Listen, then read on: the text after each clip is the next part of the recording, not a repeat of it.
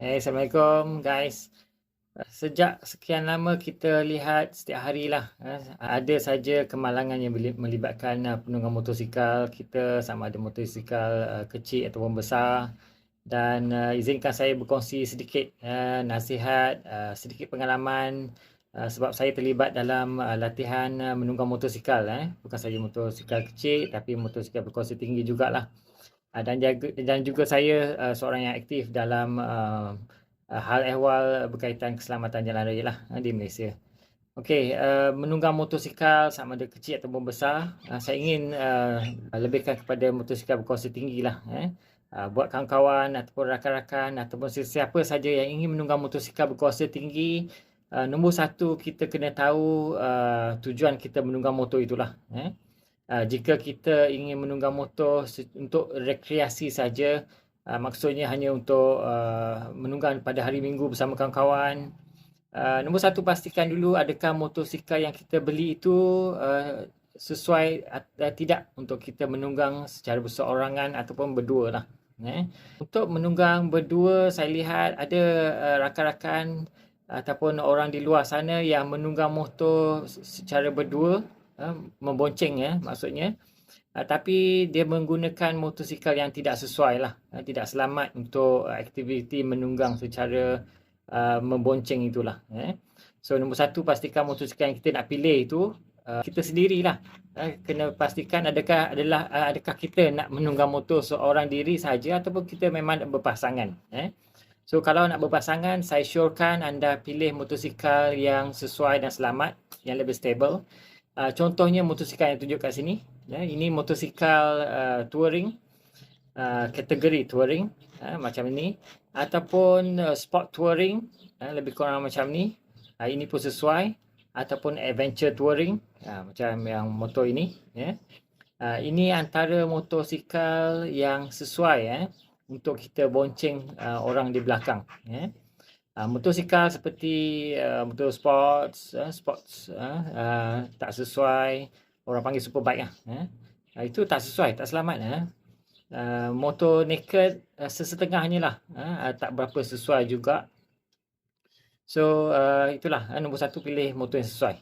Kalau kita memang nak menunggang berseorang diri aja, okey, tak ada masalah. Motor sports pun okey. Okey, dan nombor dua, apabila kita menunggang motor berkuasa tinggi, jika kita tak ada pengalaman menunggang motor berkuasa tinggi sebelum itu, tolonglah belajar. Masuk ke kelas atau masuk kursus-kursus yang anda boleh dapati di luar sana. Kena cari, kena Google.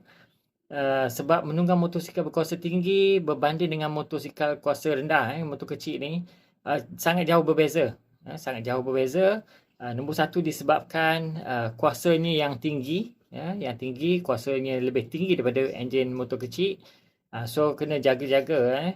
Kalau kita tak pandai kawal throttle, kita main pula saja, so kuasanya lebih berkali ganda, lebih tinggi daripada motor kecil lah. So itu kena jaga. Dan nombor dua, dari segi brake, kuasa membreknya jauh lebih kuat berbanding dengan motosikal kecil. Dan selain daripada itu, motosikal berkuasa tinggi, dia mempunyai berat yang berkali-kali ganda juga berbanding dengan motor kecil tadilah. So sebab itu kita bukannya boleh sewenang-wenangnya pergi kedai beli motor berkuasa tinggi dan terus bawa macam itu aja. Kalau kita nak selamat, kita kena belajar macam mana nak tunggang dia dengan selamat, nak kawal dia dengan selamat. Sebab banyak kes di luar sana kita tengok kemalangan berlaku hari-hari, dan kebanyakan yang kita kaji, yang kita buat kajian, sememangnya mengikut statistik pun 80% adalah akibat kecuaian penunggang itu sendirilah. Sebab itu antara punca kemalangan. So banyak kes overshoot di simpang, overshoot di selekoh. Overshoot di selekoh, corner tak lepas, langgar kenderaan bertentangan. Itu semua bagi saya berkenaan dengan skill menunggang motor yang tak kena. Yang ada sesuatu yang tak kena lah. So dapatkan kursus-kursus yang berkenaan tentang kawalan motosikal. Kursus yang tuan-tuan dapat di Institut Memandu, Sekolah Memandu, itu semua hanya untuk dapatkan lesen sajalah. Secara terus terang saya beritahu, memang di Institut Memandu kita tak mampu untuk mengajar anda mengendalikan motosikal dengan cara yang betul dan selamat. Sebab latihan kita 100% dalam litar institut memandu saja. Kita tak ada bawa anda menunggang di luar. So itu anda kena dapatkan advance training di luar. Itulah bila kita cara menunggang di jalan raya nanti, kita kena jaga had laju. Menunggang di jalan raya jauh berbeza dengan menunggang di litar. Ada rakan-rakan kita yang masuk kursus di litar, track day dan sebagainya. Bagus, itu semua bagus. Kursus yang dibuat di litar perlumbaan itu bagus. Cuma jangan kita applykan cara menunggang itu di jalan raya. Sebab di jalan raya hazard dia berbeza dengan hazard yang ada di dalam litar tadi. Di litar perlumbaan sangat selamat.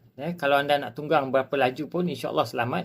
Sebab hazardnya tak ada macam apa yang ada di jalan raya. So di jalan raya contohnya hazard kita ada guardrail, penghadang jalan besi itu, ramai orang terbabas, langgar dan putus anggota badan, mati dan sebagainya.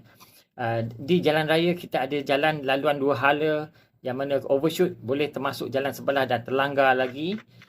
Dan ada pokok di tepi jalan, ada pasir, ada tanah, ada apa lagi, tiang lampu. Itulah maksudnya contoh hazard yang ada di jalan raya, yang mana dalam litar tadi tak ada benda tu semua. So itulah sedikit sebanyak nasihat ataupun perkongsian yang saya nak bagi. Nombor satu yang penting adalah kena tahu apa tujuan kita menunggang. Kalau nak menunggang hari-hari, setiap hari kenderaan sebagai kenderaan utama, kena pilih motor sesuai. Kalau nak menunggang hari Minggu saja pun sama juga. Kalau kita memang berniat untuk bawa penumpang untuk bonceng, so pastikan kita pilih motor yang sesuai untuk keselamatan kita dan juga penunggang. Sebab bila kita menunggang berdua, jangan lupa motosikal akan berkali ganda menjadi lebih berat.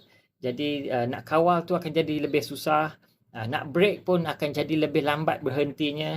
So itu antara benda yang kita kena ambil kira lah.